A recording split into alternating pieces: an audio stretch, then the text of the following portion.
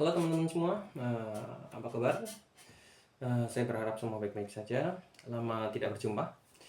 Rasanya senang sekali saya bisa kembali membuat konten di setup baru vlog pribadi saya. Sudah setahun ya, tidak terasa saya tidak membuat konten untuk channel saya ini, Kosip Herom. Video kemarin yang saya buat itu adalah quick shot yang dilakukan oleh istri saya. Kebetulan bagus, jadi menurut saya pantas untuk diupload. Jadi ya sudahlah, walaupun pakaiannya jempang-camping, keadaan habis capek, habis dari kebun. Nah, sekarang saya akan membuat video untuk teman-teman semua. Alhamdulillah settingnya udah lumayan bagus ya, walaupun banyak kekurangan sana sini. Sekarang saya ingin mencoba untuk berbagi perjalanan saya selama setahun kemarin. Nah, setahun terakhir itu kan, kemarin tuh saya sebenarnya cukup sibuk sebagai mobile developer di salah satu perusahaan supply chain. Supply chain traceability sebenarnya, bukan supply chain aja tapi supply chain traceability. Nah, selama setahun tersebut banyak sekali yang saya pelajari, kan banyak sekali apa ya perkembangan diri saya itu saya rasa cukup banyak gitu kan. Kemampuan programming saya naik ya, terutama Flutter gitu kan sebagai mobile developer, terus analisis saya semakin baik, terus bahkan saya makin baik dalam cara membuat dan memanipulasi SQL, SQLite, terus banyak sekali yang saya dapatkan gitu kan. Apalagi teman-temannya sangat support, perusahaannya sangat support, sayang sekali, sayang 1000 kali sayang. Kemarin itu mulai dari bulan Agustus perusahaan tersebut laporan kuartalannya itu kan mulai dari kuartal 2 sama kuartal 3 itu cash flow-nya minus, sehingga mau tidak mau perusahaan harus melakukan layoff. Nah, kebetulan tuh saya sebenarnya nggak kena layoff tuh, cuman kontraknya nggak diperpanjang. Jadi akhir tahun kemarin adalah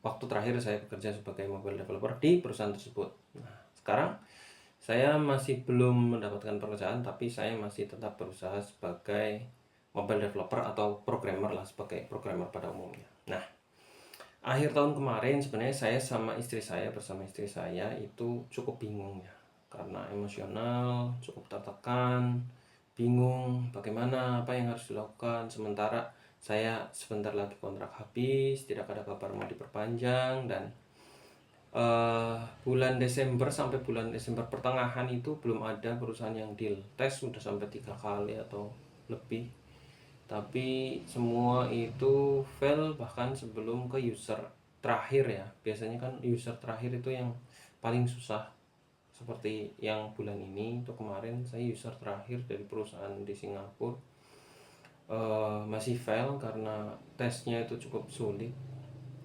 Nah itu, jadi bulan kemarin saya bingung sama istri mau ngapain ya, akhirnya memutuskan ya sambil sholat istikharah lah dan sebagainya gitu kan. Kebetulan saya tuh makhluk yang sering diperingatkan oleh Allah, jadi semakin diperingatkan semakin saya balik ke Allah gitu. Makanya mungkin ya moga aja Allah ya Allah berikan hambamu ini rezeki itu kan, nggak perlu diberi apa ya ujian-ujian yang kayak gini lagi, tapi ya nggak apa-apa lah. Rencana Allah adalah rencana yang terbaik gitu kan. Sambil sholat istikharah dan sholat lain-lain itu kan, akhirnya kami menetapkan untuk baliklah ke desa untuk riset kembali gitu. Nah, begitu berikutnya kami berdua itu merencanakan beberapa project ya kan, planning kan. Nah, kami belum melakukan ritual tahunan yang biasanya resolution, resolusi 2025 itu belum kami buat. Biasanya awal tahun itu resolusi sudah kami buat ya, karena kebetulan kemarin selama 5 tahun itu rezeki cukup lancar itu kan, dari tahun 2019 sampai 2014 itu alhamdulillah rezeki cukup lancar sebagai programming, masih boomingnya itu kan. Jadi kami tiap tahun selalu ada target-target yang dicapai. Kebetulan target paling bagus itu tahun 2022 apa ya, itu tercapai semuanya. Nah, lalu kami belum membuat resolution untuk tahun 2025 ini, tapi sudah ada beberapa project yang kami incar. Pertama itu project untuk meneruskan skill yang sudah kami build, sudah kami bangun selama di Jakarta. Nah, sekarang kami di Sidamuli, kami tetap meneruskan apa yang telah kami lakukan di Jakarta. Saya sendiri masih terus programming ya, jadi saya masih pegang CLI, masih buka-buka VS Code, mengerjakan ini itu. Kemarin habis nemuin solusi untuk apa yang saya kerjakan di tes terakhir yang fail. Ya belum jalan sih, belum jalan, tapi masih dikerjakan. Nah, istri saya masih terus belajar tentang berjualan online. Proyek kedua itu untuk terus meneruskan investasi dan trading saham. Oh iya, ini belum saya jelaskan. Jadi September tahun lalu itu saya Agustus sebenarnya. Agustus itu saya rasan-rasan dengan istri, ngobrol gimana istri untuk investasi saham gitu kan.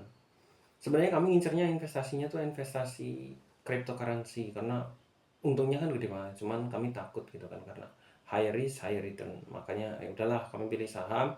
Habis terjun ke saham, saya alhamdulillah saya karena sedikit terbawa nafsu, all in lah semua tabungan masukin ke bursa saham. Alhamdulillah akhir tahun nggak ada kerjaan, tabungan mepet, cuman gaji terakhir gitu kan, dana cadangan cuma ada sebulan ya, seperti itu kesalahan yang saya lakukan. Cuman ya saya nggak mau mengeluarkan uang saya yang ada di bursa saham karena masih minus gitu kan.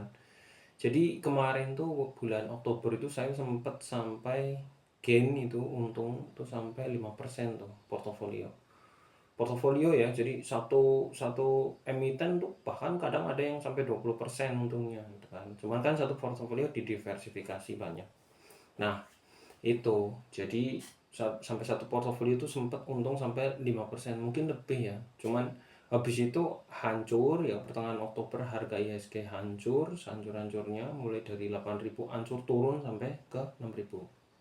uh, uh, Pertengahan bulan ini masih di 7.080-an.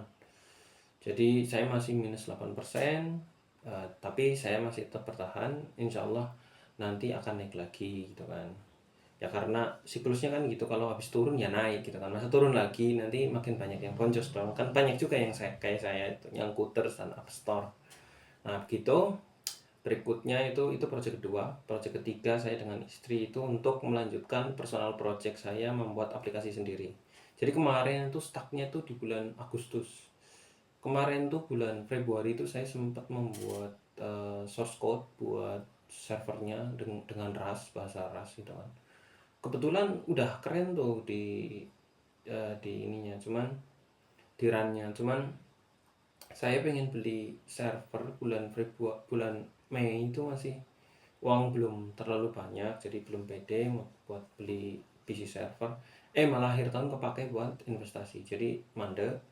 Tapi nanti saya akan coba membuat ulang itu kan, tapi tidak dengan Rust kan. Kemarin saya pengen develop kemampuan Rust, kebetulan belajar 6 bulan gitu kan, 6 bulan apa berapa lebih itu kan, dapat bagus banget. Terus search pekerjaan Rust, di Indonesia pekerjaan yang menggunakan bahasa Rust itu nggak ada sama sekali. Kemarin tuh ada heboh itu kan, CIMB membuka lowongan untuk Rust. Jadi baru CIMB itu se-Indonesia mungkin baru CIMB perusahaan gede yang pakai Rust. Jadi makanya saya switch ke Go. Agustus switch ke Go, tapi Go itu terlalu, saya mungkin karena Go itu terlalu apa ya, terlalu bukan rumit. Jadi rumit kan lebih rumit Rust, tapi Rust itu lebih teratur gitu loh, kompleks tapi lebih teratur. Sedangkan kalau Go itu lebih open mind, lebih sintak-sintaknya itu tidak satu arah, jadi lebih ya harus kreatif lah. Nah kebetulan saya kurang kurang bisa jalanin Go, bosen, akhirnya malah projectnya jadi stuck.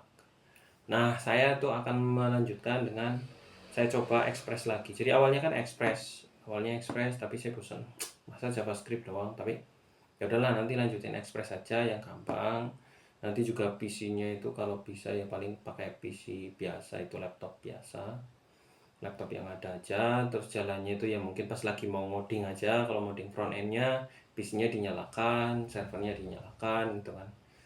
Nah gitu. Project keempat yang hendak kami lakukan itu adalah mengenai integrated homestead farming. Jadi apa itu integrated homestead farming? Jadi ada farming dulu nih. Jadi farming itu kan sebenarnya bukan cuma bertani ya, bukan cuma gardening, bukan cuma bertani, farm, tapi ada livestock sama breeding. Nah, itu peternakan lah. Jadi beternak, berkebun dan bertani. Kalau bertani kan di Indonesia cenderungnya sawah ya. Tapi ya nggak gitu-gitu juga. Ya bapak mertua ada sawah. Jadi lahan yang akan kami gunakan itu lahannya bapak mertua, ayahnya istri saya. Kebetulan ada lumayan lah, ada lahan yang bisa dikerjakan. Eh, dan ya dekat rumah, alhamdulillah, paling jalan 100 meter, dan ya cukup buat olahraga juga. Kebetulan tadi saya juga sudah mengukur untuk pemisahan ini, pohon pohon pisang. Jadi nanti bedogolnya itu dipisahkan untuk dijarangkan biar lebih bagus pohonnya. Nah itu project keempat, integrated homestead farming. Tapi integrated homestead farming itu apa sih sebenarnya? Saya mau jelaskan dulu. Jadi dia itu adalah loop circle di mana siklus hidup atau siklus sumber daya di di lahan itu tuh kalau bisa muter tanpa ada yang terbuang. Jadi kayak makanan manusia kalau bisa dimakan maggot, nah maggotnya nanti dimakan ayam, ayamnya bertelur, telurnya dimakan manusia, ya kan. Nah, cangkangnya jadi kompos, komposnya dimasukin ke tanaman. Kalau nggak sisa makanan yang nggak dimakan maggot, tapi kayaknya dimakan maggot sih, kayak sisa perkebunan lah, sisa perkebunan, rumput-rumput yang tidak dimakan kambing atau kotoran kambing dibuat kompos, komposnya dijadikan untuk pupuk tanaman, tanamannya dimakan manusia, dan sisanya ada yang dimakan maggot atau ada yang dijadikan kompos. Nah seperti itu. Loopnya itu kalau bisa sempurna ya, nggak ada sisa yang dibuang. Itu ada juga perikanannya nanti, perikanan. Nah itu semua nggak usah gede-gede. Misal kambing cukup pelihara 2, kalau misal nggak ada kambing ya udah kelinci aja gitu kan. Kebetulan mertua punya kambing, jadi semua udah tersedia, tinggal kami mengeluarkan tenaga untuk memanage gitu kan. Ayam yang belum, tapi ayam itu adik saya tuh lagi melihara ayam juga, jadi mungkin nanti saya ngambil dari adik gitu kan. Itu juga model saya yang ngasih gitu kan, saya minjemin, bukan ngasih sih, minjemin. Jadi mungkin nanti dikembalikannya ayam gitu kan. Ya kalau bisa, kalau nggak bisa ya berarti nanti saya minta ke adik saya untuk beliin ayam gitu kan. Ayamnya nanti pelihara juga di desa. Ya banyak hal yang harus dipelajari nanti saat mengerjakan 4 project ini. Nah project kelima itu adalah untuk membuat workshop atau kelas untuk investasi dan trading bagi pemula. Jadi kan saya ngerasa itu mempelajari trading dan investasi di YouTube itu sebenarnya cukup, tapi apa ya, tapi tidak terarah gitu. Nah, saya pengen ada workshop yang mengarahkan gitu kan, apa sih sebenarnya yang harus dipelajari satu demi satu dari awal sampai akhir gitu. Nah itu yang hendak kami buat. Yang keenam, project yang keenam itu adalah membuat channel YouTube. Alhamdulillah udah ada beberapa channel. Jadi ada channel investasi, silahkan kunjungi Ganin Investama. Berikutnya kalau homestead itu integrated homestead farming, itu ada Ganin Homestead, silahkan kunjungi Ganin Homestead. Terus channel kami bertiga itu kan ayah ibu anak. Saya di sini Koasi Perum. Yang kedua itu istri saya Siti Nur Alfat, search saja. Terus yang ketiga anak saya itu Fatahillah, Jejak Fatahillah. Jadi silahkan search, silahkan subscribe gitu. Nah setelah ini saya kebetulan alhamdulillah udah setting buat vlog ini. Menurut saya cukup bagus, dan berikutnya adalah mengambil video untuk bakal workshop tadi. Nah, video pertama untuk bakal workshop nanti akan saya upload di Ganin Investama. Jadi kalau misal mau nggak ikut workshop tapi ngikutin Ganini Investama dari video pertama sampai video mungkin ke 50 ya, itu nggak usah ikut workshop, udah ikut aja video pertama sampai 50. Rencananya nanti ada minimal 50 video di Ganini Investama. Jadi mungkin minimal 50 hari saya membuat video kayak gini. Dan kebetulan itu kan karena jalan aja tadi rame kan, kelihatan kedengaran banyak motor lewat. Ini sudah jam 9 malam. Jadi kalau misal masih jam 8 itu rame banget, kalau siang rame banget. Kalau pagi itu mulai jam 6 udah rame, padahal jalan depan itu cuman jalan kabupaten, gitu kan. Sebenarnya jalan kecamatan tapi upgrade ke jalan kabupaten. Jadi sebenarnya tanah di sini tuh kalau pengen investasi tanah nih ya, itu udah cukup prospek kalau saya bilang. Mulai banyak kelihatan kafe gitu kan. Saya juga mikir nanti mungkin akan membuka, nyari modal kalau bisa membuka toko elektrik atau toko peralatan pertanian, tukang di sini petani, atau membuat kafe. Jadi pilihannya ada 3 itu. Kafenya ya nantilah. Nah itu kalau mau yang investasi tanah silahkan cari-cari di Sidamuli, prospeknya bagus, tanahnya masih murah, nggak terlalu semahal di Purwokerto, Sokaraja gitu kan, semeternya masih murah, dan prospeknya kalau saya bilang bagus. Belum ada Indomaret ya, belum ada Indomaret, belum ada Alfamart. Kalau mau buka Indomaret, Alfamart pertama di Sidamuli, cakep banget, cakep banget. Seberang, desa seberang pesawahan itu SMA, ada SMA negeri, ada banyak SMK swasta, SMA dan SMK swasta. Prospeknya sangat bagus. Gitu. Kalau yang mau buat sekolah di sini juga bagus, buat boarding school atau sekolah swasta, good. Nah, gitu. Oke, sepertinya itu saja video saya kali ini. Jangan lupa subscribe, yang bagi yang belum subscribe, like kalau misal bagus, dislike kalau misal nggak bagus, share kalau bagus, tetap aja share, kalau misal nggak bagus share aja, silahkan buat jadi hater, nggak apa-apa. Uh, Terus silahkan komen untuk yang mau memberikan kritik dan saran, terutama yang membangun ya. Kalau yang nggak membangun ya kalau bisa jangan gitu. Karena itu buat energi negatif dan buat capek aja. Oke, saya Lucky Subandi, seorang mobile application developer yang tidak diperpanjang kontraknya di perusahaan supply chain traceability, dan ini adalah personal vlog saya, Puasi Verum. Sampai jumpa di video berikutnya. Ciao.